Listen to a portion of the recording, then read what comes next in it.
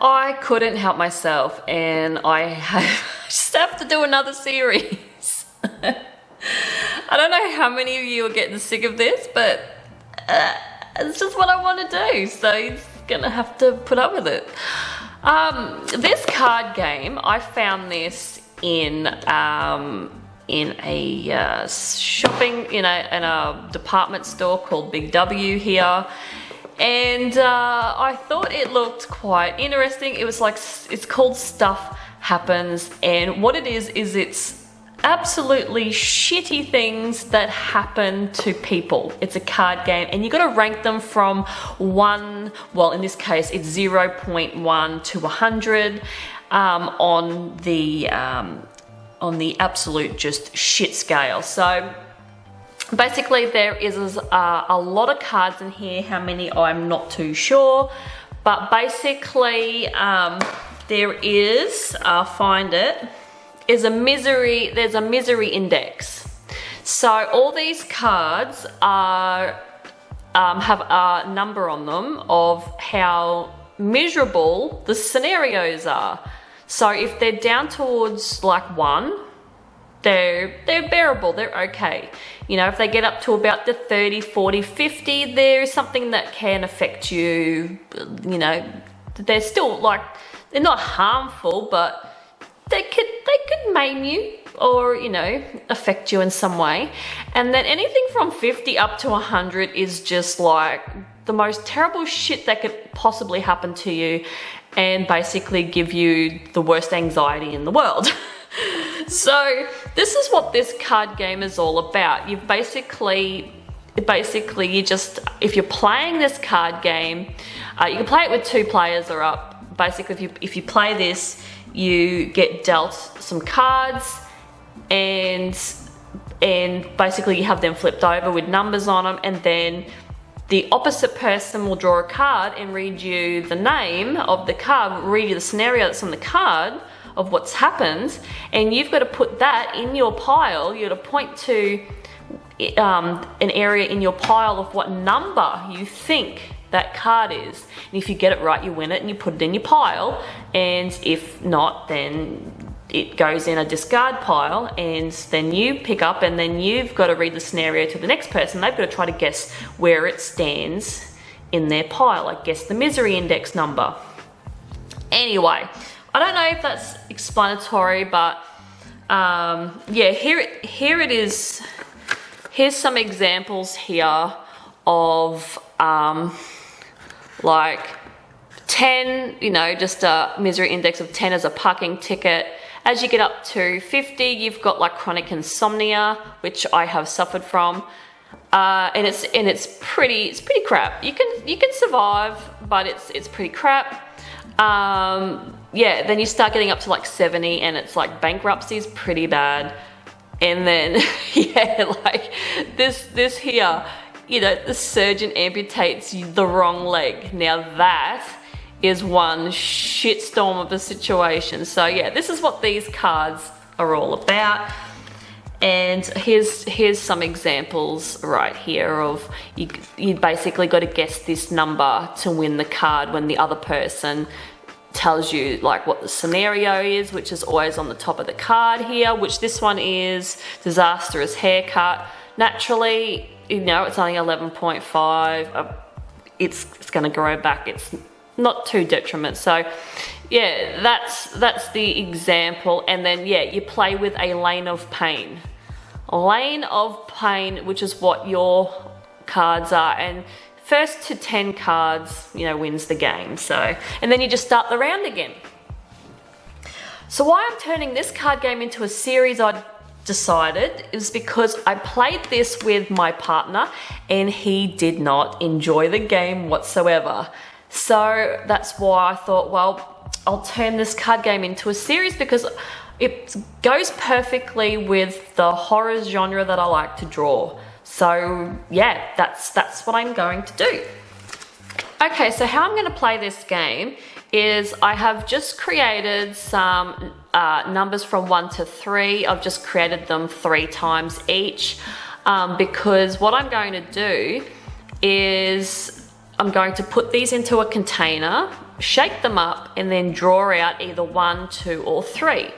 So 1 will mean I only draw 1 card, 2 means I draw 2 cards, and 3, obviously, means I draw 3 cards. So that means, say with this round, if for this video, if I draw 2 cards, I've got to draw the 2 cards from the pile, and I put those 2 cards into a drawing. That's how it's gonna work, because there is a lot of cards in here, and I limited it to 3 because I think anything else from after that is going to be quite confusing.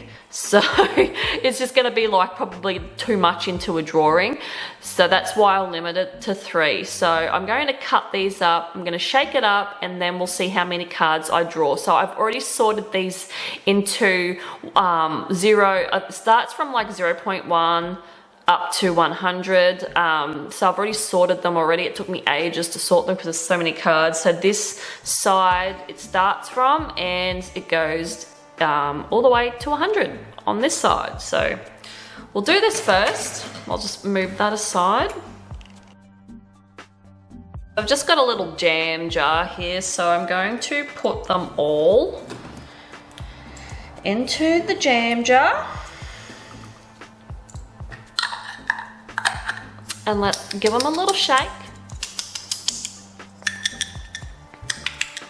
All right, and let's just draw one out. Okay, so I'm only drawing 1 card today, so I'll put that back in there for next time.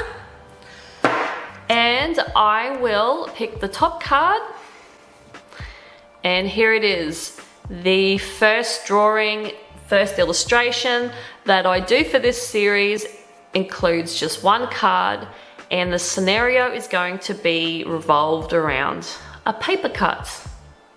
So as you can see, the misery index is not very high because as much as a paper cut stings, it's the least of your worries. As you know, I've just recently done a piece with my hand, and I'm doing another one. So this time I'm tracing around my hand from the top part instead of the other one where I did the little demon in my hand, which was with the palm up. So different angles of my hand, but yeah, I was still doing another illustration of my hand. So hopefully you don't mind, but it's just the way it all worked out with this piece, because once again I'm including my hand in a piece where I have got some really gnarly paper cuts. Now I sort of knew that this one was probably going to be a little bit predictable, but I wanted to keep it as simple as possible because this is a really, for this first one, this is a really just simple piece. It's just my hand on a really gnarly, I ended up doing a really gnarly green background, just so the hand popped off the page, because they were just, you know, complete opposite colors. And then I thought, what am I going to use as like paper to portray like a paper cut? And then I was like looking through Pinterest, and I found that people have been making these paper swords, and I thought, well, how cool would that be to make this paper sword that has been stabbed through the thumb, like my thumb. People who laugh at paper cuts shouldn't, because it just means you've never had a paper cut before, because as simple as it sounds, honestly, paper cuts hurt like a complete bastard. They sting more than any other cut, and that is true. So if someone says that they've got a paper cut, I do sympathize with them, because it is not a nice, it's not a nice cut. It's awful. So I used my squirrel mop brushes for most of this piece, because oh my god, these bad boys hold so much paint and water. I absolutely really love these for massive washes. They make life so much easier, and I'm blown away by how much paint and water they hold. Like, they're a machine. They are just a complete machine in themselves. They just blow me away. So yeah, big pieces like this make life so much easier to paint with. And this didn't take me long. I knocked this over in, I reckon this piece only took me 1.5 hours, 2 hours at the max, which is a lot less than what most of my pieces have been taking. So yeah, it was good to just do something a lot simple for this new series that I'm doing. I will have a hashtag below if you want to once again join in with a series and draw your own version of a paper cut as we go along. Like, this series is probably going to be quite long because there is so many cards in that box. It's just kind of insane how many there is. And yeah, I hopefully will turn a lot of the prompts into some sort of funny illustrations. When I was sorting them, I did look at a lot of the prompts, and a lot of the prompts are quite generic. The prompts are kind of hard to put into an illustration, but I'm gonna try. I will try, that is for sure. I really enjoyed doing that wound on top of the hand. I reckon that's probably the best wound I've ever done, to be completely honest with you. I was actually really quite happy with how that turned out. I was a little bit worried that I wasn't going to sort of make that work, but I ended up doing it, and I really tried to go for as much realism as I can do, because I'm not really a realism artist. I like to keep everything very illustrator based, and because that's basically all I feel that I can do. But yeah, I tried to replicate my hand and tried to do as realistic as I possibly could, and I kind of think I kind of pulled it off a little bit, maybe just a little tiny bit. But yeah, that was my goal, to just give some realism a bit of a go and see how I come out at the other end. But I must admit, don't ever underestimate paper. It is very sharp, and you don't really realise that until you do get cut by it, that it can potentially scar you. And it's really funny how you can just sit down and think about that, and yeah, paper can be used as a weapon. Hopefully you have enjoyed this new series of mine. Hopefully you will enjoy this new series of mine. Yeah, I'll have a hashtag in the description below if you want to join along and do your versions of these prompts as we go. I'd love to see them. Please start creating them and sending them my way. I really want to see some drawings.